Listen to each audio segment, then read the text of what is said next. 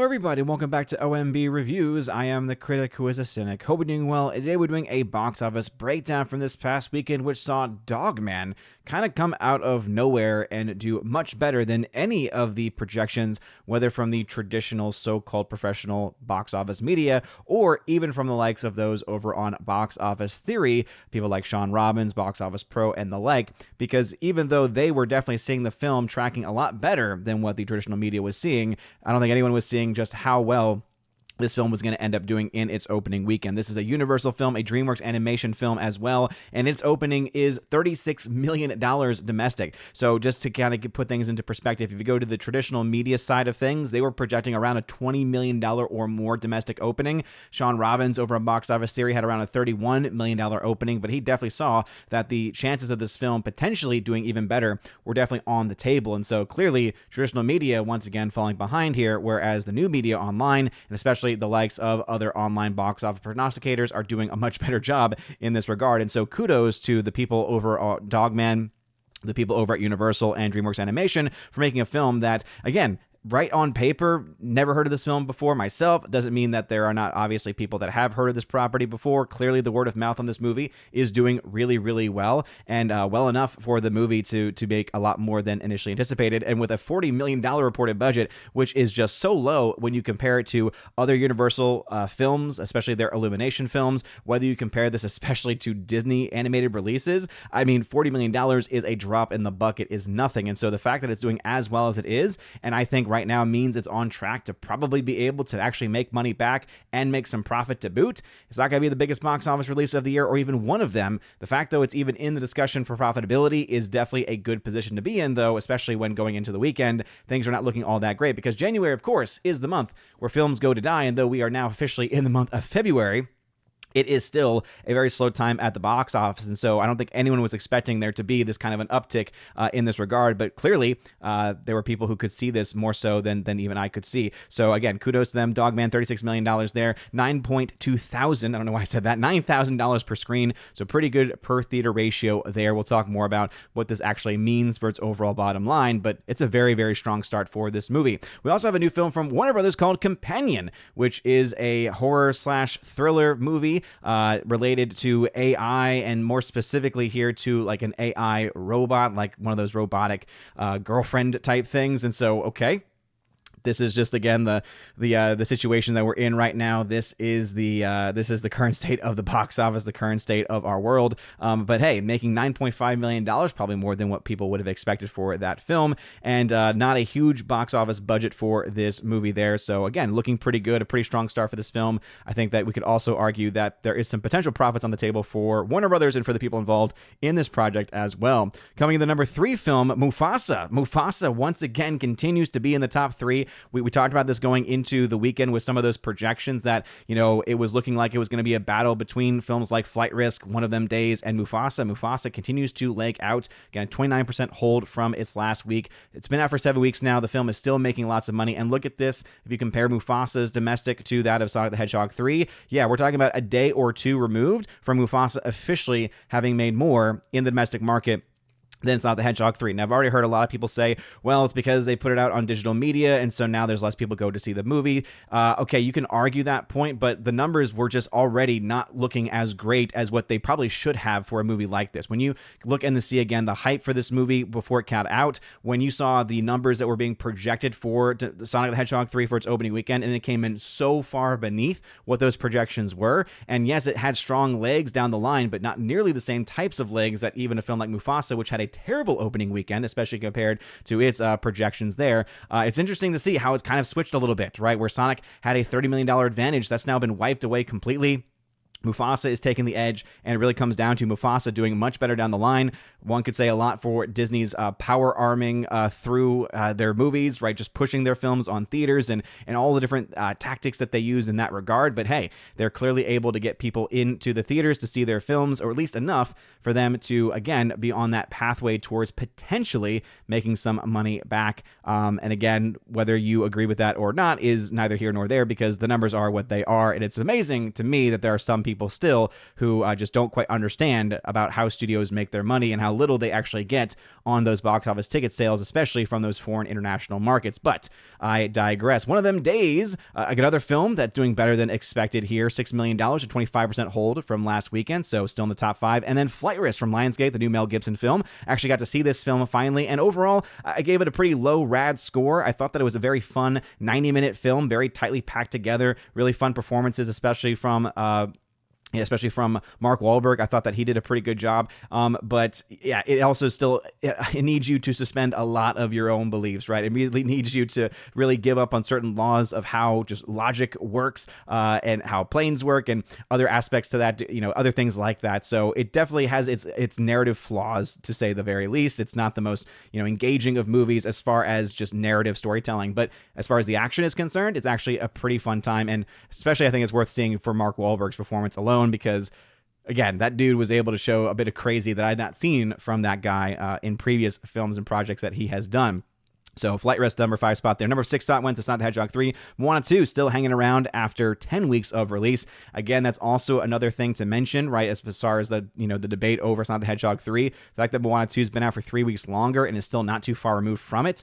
Again, I think it does speak quite a bit to, right, the differences in these different releases. Complete Unknown, this, of course, getting some Oscars contention here. We saw 30% drop from last week. The Brutalist, similar idea there, whereas we saw a bit of an increase in interest overall in these movies based off of their Oscar nominations. It looked like they are still dropping off in popularity. Again, adding 494 screens. These are movies that no one had any real interest in, and that hasn't really changed. It once again shows you how completely unimportant, how completely irrelevant the Oscars are, which is why I recommend everyone vote in the Raven Awards. It's the 7th annual Raven Awards that I host here on my channel. So go to my website, ombreviews.com, if you want to get access to that ballot. It is still live. It is currently February 2nd of 2025. And it'll be live all throughout the entire month of February. So get those ballots turned in when you can over at ombreviews.com. Let's go to the international numbers here, the worldwide totals for these movies. So Dogman, as I mentioned before, very impressive there domestically, $36 million, but internationally only $4.5 million. So again, nothing too crazy when it comes to this movie, $40.5 million. But as I mentioned before, about a $40 million budget means that it's already made that amount back. But remember, it doesn't get 100% of those receipts. And so that's why it is a bit deceptive there. And also does not account for marketing costs. I do think, though, that you're probably going to see this film, again, I think has a good chance of making a little bit of cash on the side here.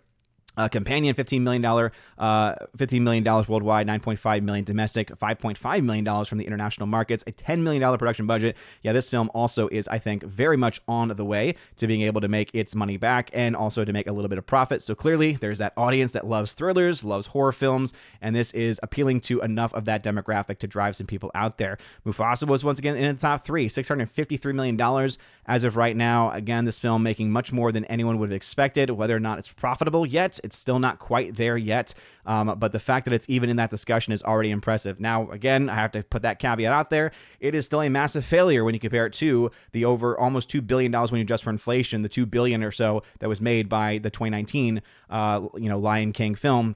And so this is a far cry from that, but also after that opening weekend where the projections were not anywhere close to $650 million worldwide, I think that you do have to give some credit where credit is due. One of them days, $34.4 million, again, better than anyone would have expected, not only for a January film, but also a film that just does not really appeal, at least to people like me. So clearly meant for a specific audience, that audience showing up to enough of a degree to definitely be able to likely pay off the budget, right? $14 million budget there. So it looks like it's just on the cusp of breaking even, 2.5 times its budget. I think that it'll probably get to that point. If not in theaters, then definitely in the post-theatrical release. Flight Risk at $25 million there. Again, $25 million production budget. So it's not likely going to make its money back. We'll talk more about that in a second. Sonic the Hedgehog 3, $462 million. So making money very slowly. Is $500 million going to happen? Again, this is, I think, there's always the potential that these numbers are not up to date. Sometimes these numbers, get, delayed in their updating on the numbers.com. But as of right now, the numbers.com is reporting these numbers there. So $500 million potentially is still on the table. If these are the actual numbers, though, it's slowing down quite a bit. So that might not happen anymore, especially with it slowing down quite a bit, quite drastically, in fact, in the domestic market. And it doesn't look like holding on too much in the internationals. Moana, again, well over $1 billion film here, $1,036 million. It's probably going to pretty much end its run in that territory, maybe making making upwards of 50 to 75 million, so 1,050 million or so by the end of its run. So again, very impressive numbers there for this movie. It was a film I said likely was going to make $1 billion. Not to sleep on the film either. One has a huge fan base, a huge IP, and even though the movie itself is not that great, and in fact is a middling film at best, it clearly was able to get that audience out there. The film Presence, right, from Steven Soderbergh, very interesting take on a ghost story, $6.5 million there. So this also probably one of the lowest budgets I've ever seen on a movie, especially with someone like Steven Soderbergh attached to it. Only $2 million budget being reported in this case. And so the fact that it's made $6.5 million shows you, yeah, this film is definitely on its way to some profits. And then Brave the Dark from Angel Studios. Angel Studios really struggling to find its audience. I mean, we're talking about a studio that had this massive $200+ million film in Sound of Freedom, right? Such an important movie. And every other film that they've had since then, they have maybe, $5 million worth of people that are guaranteed to show up. But it's just really not enough at this point to make anything as far as whatever they might spend on marketing cost or production cost. Obviously, a lot of the films that they get are typically films that they are paying for the distribution rights to. So really one has to find out, okay, how much have y'all spent on these projects? There's also the concept of the Angel Guild, where they might actually be able to buy things in advance on behalf of the people that are supporting them. And so it's not to say that they're in any financial difficulties, but when you put a movie out there, you want it to be able to make some money back, right? And when you're only making a few $1 million here and there, it's going to be, I think, a harder model to sustain, especially with the current rate and the current way in which the box office is working. Let's go over to the charts because we love Chauncey on OMB Reviews, and so we can make some projections here. So after 2 weeks, Brave the Dark at 3.8 million, projecting that film now make between 5.5 and 7.7, so really just low-end numbers here. Presence from Steven Soderbergh after $6.5 million after 2 weeks, $9.3 to $13 million, again off a $2 million budget. That's looking pretty good. Flight Risk at a $25 million 2 week means we're projecting between $35 and $50 million by the end of its run. And though that is definitely, I think, better than what maybe people were anticipating for this movie, I think the Mel Gibson factor is a big part of that. The fact that it's also a very short movie is probably enticing some people to see it too. I do think it's probably worth seeing. I don't necessarily think it's worth paying the premium ticket price for, but a matinee price for this movie I think could be a fun time, especially if you're looking for time to kill and maybe even waiting for it to come on streaming. I think it's one of those films that might be worth to watch in that instance. Again, especially if you are a fan of Marky Mark and want to see him in a crazy role, or if you like Mel Gibson and want to support movies that he makes, might be worth to see it in that instance. But even at $50 million projected on the high end of things, and I don't necessarily think it's tracking that way, at a $25 million budget, that means the film is going to lose probably between $7 and $15 million based off of a 2.5 multiplier. So that means in the real world, we're talking probably closer to $20 million in financial losses for this movie, whereas in the case of Presence, we're looking at around $2 to $4 million in profits. So in more realistic terms, we're probably looking at about $2 to $3 million in profits. That's still pretty darn good and could obviously do a lot better than that. Again, when you are doubling the amount of money you put into the movie, you pay for the film itself, you pay for any of the marketing, and you have a little bit left over for something else. It's just not going to be a huge money maker. But again, kudos to Steven Soderbergh making a very low budget film and still able to make money back, because it's not easy to do that with the current state of how the box office is ultimately working. Brave the Dark, $4 million in the red is the projections of where that film is going to end up based off of a reported $5 million budget. Again, that's just a guesstimate really on my part, because these budgets usually don't come out for these movies because, as I mentioned before, Angel Studios gets the distribution rights to these, and so how much money they spend on it, how much money they get in return on the box office, it's hard to say. But just based off of your typical standards, it's just, again, not impressive as far as releases are concerned. One of the names has not made its money back yet in realistic terms, but is very close, only $2 million currently in the red. Going back over this category, we can also see that Wolfman is still $22 million in the red, and Den of Thieves 2 still around $35 million in the red, though Den of Thieves is, I think, performing maybe a little bit better than what maybe some people would have expected. It's not going to be anywhere close to what it needs to make its money back theatrically. It does not mean that it won't have a run on VOD, right? I think that's probably why the first film was able to garner enough support to get a second film made, because that film wasn't a huge moneymaker either. But clearly there are people who are interested in this one and might be wanting to watch this film on home media or physical media when that gets released. And so as of right now, $35 million in the red in that instance. Dogman, as I mentioned before, has a good chance of making some money back. Currently $38 million in the red. I think it's going to probably be able to cut that in half, if not more, by end of next weekend. And so if it has a decent legs and decent run, especially as we have larger films getting released over the course of this month of February, you could see this film actually do a lot better than expected. Companion, $7 million in the red. I think that you'll probably see it very close to a break even by next weekend, and maybe even break even within the next week and a half, 2 weeks or so, would be my guess. We'll have official projections on that at the end of next weekend, and some 2024 holdovers. So you can see my chart's a little bit smaller now because I've officially now moved to 2025, but there are still some films that are holding over from 2024 and are still worth reporting on. A Complete Unknown, Oscars nominations galore, but still $60 million in the red. No one really going to see it. Sonic the Hedgehog 3, $36 million in net profits as of the recording of this video. So again, they've more than doubled what they've done in their first 2 weeks, but they also had a delayed international release. That's a part of the fact there. It's doing well. Again, I'm not taking anything away from it, but $36 million in net profit is really not all that high as far as actual returns from a box office standpoint. I'm not denying it's not making a lot of money in other revenue streams, but as far as box office is concerned, not that impressive. Mufasa, again, $6 million in the red. So this is a movie that's, again, a week away from doubling its first 2 weeks, officially doubling its first 2 weeks. And I would say at this point, maybe even a week away, if not a week and a half away from breaking even. That's right, Mufasa the Lion King. And again, this is all assuming that the reported budget is accurate. And that could obviously not be the case, right? When it comes to typically a lot of the information that we get from Disney's information, it's usually not accurate. So $200 million is the reported budget as of the last time that we checked. In fact, let's go ahead and just check again in real time. That way we can, again, stay honest and just see if there's been any other reports. And obviously, Wikipedia is not a reliable place, but they do give citations. Again, there's 3 different sources that have reported $200 million. And so unless and until that changes,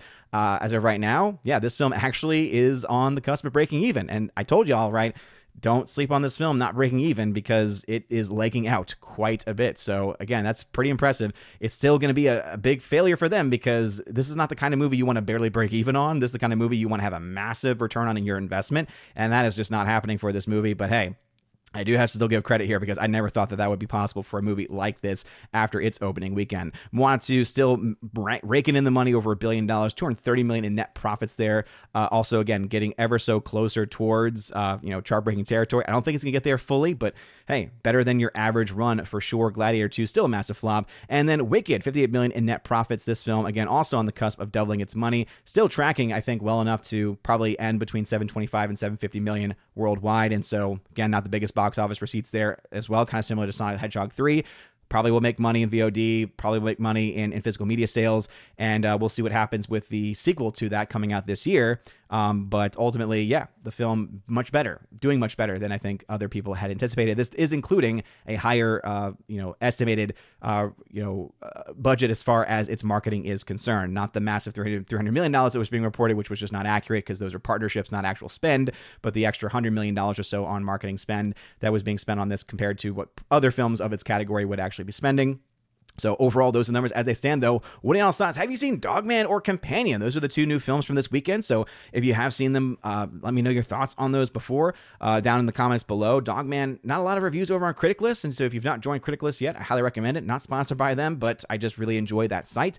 Blaine is a really good guy, and he is the one running the site there. Can't wait to see him this coming Friday, because Critic List is going to be down in Orlando. If you're going to be down in Orlando for MegaCon this weekend, let me know whether or not you're going to be there. I'm planning on doing it unless something happens with the family. As you all know, family comes first. But if anything happens, then that would be the only thing holding me back. If not, though, I'll be in late Friday night, be there all day Saturday, be at the MegaCon fan event, of course, and we have the Red Coconut event in Orlando as well. So looking very much forward to that, seeing y'all down there. Let me know your thoughts about that, and if you're going to be there, in the comment section down below as well. You guys are all amazing.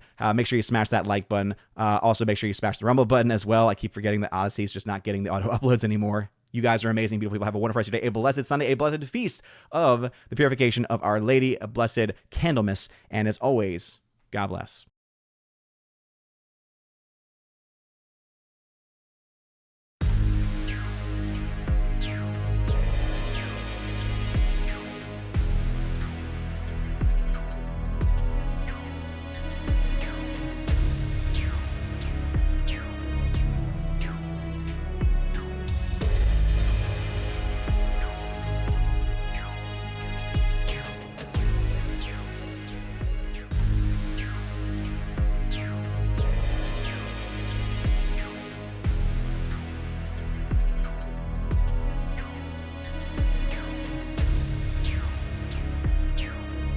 And now for a huge special shout out to all of my Chosen of Valhalla members, starting off first with my people on Patreon, Father Luca Illich and Miss Martin Muses. Check out her YouTube channel by the same name, Miss Martin Muses. Also to my Subscribestar people, Matt317. Check out his Twitch channel by the same name, Matt317. And also to the K-Man. Check out his website, xtheboundaries.co. And lastly to my YouTube member, Mr. Roy. Shout out to you, good sir. And if you want your name shouted out at the end of every live stream and video, check out the top link in the video description below where you get access to that. Also, you get access to a plethora of other things. You get your name listed at the end of every live stream and video, like you saw in those names that came up before this video started. And also access to a giveaways channel that I host over on the Discord server where I give away 4Ks, Steelbooks, Blu-rays, all kinds of stuff. So check that out if you're interested in that. Also, I have an exclusive podcast that I hold at least once a month, and it's always a good time, and you get extra bonus content with that also. So if any of that sounds interesting, again, check out that top link in the video description below. You guys are all amazing, and beautiful people. Have a wonderful rest of your day, and as always, God bless.